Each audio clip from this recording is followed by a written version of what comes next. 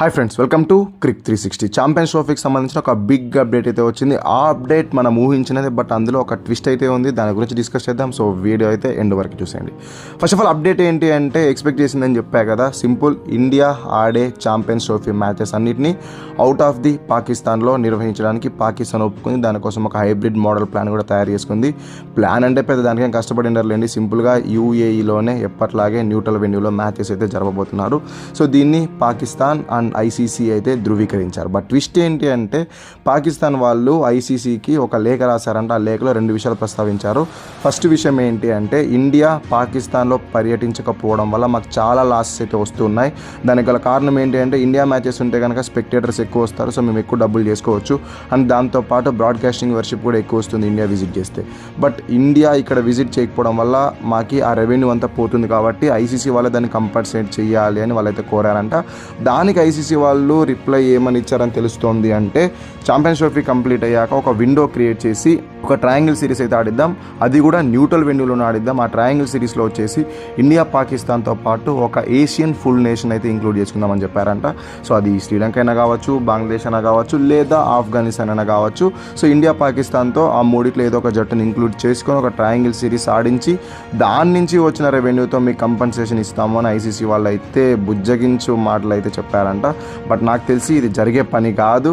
ఎందుకంటే ఇండియా పాకిస్తాన్తో అంత టైట్ షెడ్యూల్లో వెళ్ళాడడం అంటే కష్టం. ఎందుకంటే ఛాంపియన్స్ ట్రోఫీ అయిపోయాక మరి ఐపీఎల్ కూడా ఉంటుంది. కాబట్టి నాకు తెలిసి ఇదైతే జరగని పని. ఒకవేళ ఏమైనా ఐసీసీ వాళ్ళు ఇండియాని కూడా బుజ్జగించి ఒప్పిస్తే అప్పుడు ఏమైనా టీమ్ బీనో టీమ్ సీనో పంపిస్తారనుకుంటున్నాను.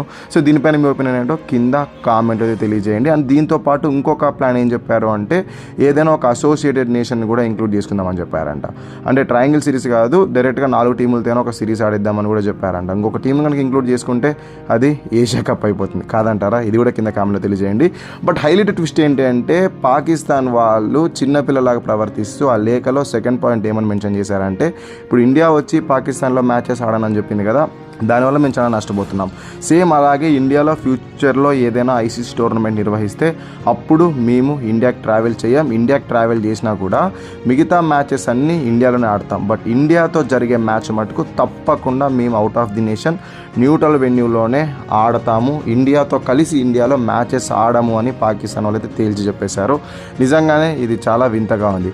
ఓవరాల్గా మ్యాచెస్ అన్ని బయట పెట్టండి అన్న కూడా ఒక డిమాండ్ లాగా ఏదో స్వీకరించవచ్చు. బట్ అన్ని మ్యాచెస్ ఇండియాలో ఆడతాం. బట్ ఇండియాతో జరిగే మ్యాచ్ ఒక్కటి అవుట్ ఆఫ్ ది నేషన్ పెట్టమంటున్నారు కదా, నిజంగానే వాళ్ళ వాదనకి హ్యాట్స్ ఆఫ్ భయ. ఇది కూడా జరుగుతుందా? కింద కామెంట్లో తెలియజేయండి. అసలు ఇది ఎందుకు తెర మీదకి వచ్చి ఉంటుంది అంటే, సింపుల్. ఎందుకంటే ఇండియా వాళ్ళు ఎప్పుడైనా పాకిస్తాన్ మ్యాచ్ ఉందంటే కనుక ఎక్కువ డబ్బులు చేసుకుంటూ ఉంటాం కదా. మనం పెద్ద గ్రౌండ్ తీసుకెళ్ళి నరేంద్ర మోదీ స్టేడియంలో పెట్టేస్తాము. దగ్గర 1,00,000 మంది వస్తారు. మనకి ఎక్కువ స్పెక్టేటర్స్ అవడం వల్ల టికెట్ ప్రైస్లు కూడా పెరుగుతూ ఉంటాయి. లాస్ట్ టైం చూసాం కదా, వరల్డ్ కప్కి లాస్ట్ ఒక టికెట్ మిగిలితే దాన్ని వెబ్సైట్లో సేల్కి పెడితే 50 lakhs వరకు కూడా ఆక్షన్లో అయితే వెళ్ళింది ఆ టికెట్. సో ఇంతగా ఇండియా లాభపడుతూ ఉంది మా వల్ల. అందుకనే మేము ఇండియాకి నష్టాలు తీసుకొస్తాము ఏదో ఒకటి చేసి అని పాకిస్తాన్ అయితే ఇండైరెక్ట్గా చెప్తూ ఉంది. ఓవరాల్గా దీనిపై అయితే ఇండియా స్పందించాల్సింది. బట్ ఏదేమైనా ఆ న్యూట్రల్ వెన్యూ అయితే ఫిక్స్ అయిపోయింది. ఇక ఈ ట్రయాంగిల్ సిరీస్ అండ్ దాంతో పాటు పాకిస్తాన్ పార్టిసిపేషన్ డౌట్లో అయితే ఉంది. సో ఇది వీడియో. మరి నెక్స్ట్ వీడియోలో కలుసుకుందాం. అంతవరకు సెలవు. Thank you so much for watching this video.